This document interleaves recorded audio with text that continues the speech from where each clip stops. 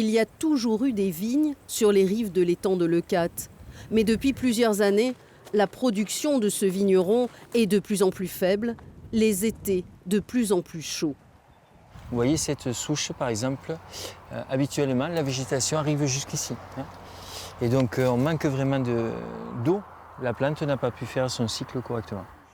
Sur certaines parcelles, pas de vendange cette année. Le raisin est trop petit car la plante puise l'eau du fruit pour survivre.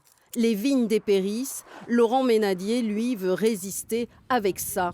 De l'aloe vera, bien moins gourmand en eau, dont il pourra extraire le gel, ou encore ces plantes originaires du Mexique, les figuiers de Barbarie, une toute jeune culture plantée il y a à peine 6 mois. Moi je vais chercher à produire des raquettes. C'est quoi? La raquette ou cladode qui est ici, à produire cette raquette, à la multiplier, à en avoir beaucoup, pour pouvoir tirer mes rangées.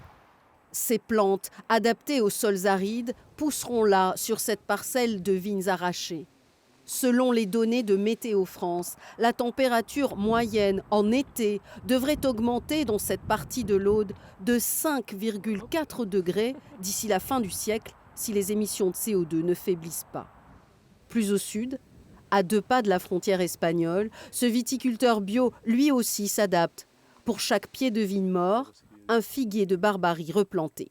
À l'heure actuelle, étant donné que la vigne produit de moins en moins et que le figuier de Barbarie pousse avec beaucoup moins de travail, je pense que ce sera une culture qui sera plus pérenne que la vigne. Et plus rentable. La plante n'a besoin de rien pour pousser, à peine d'un peu d'eau. Tout se consomme, les fruits, comme ces tiges plates que l'on trouve parfois à plus de 10 € le kilo. Ce pionnier veut développer la filière. Il sait qu'il faut faire vite pour ne plus subir de nouvelles sécheresses.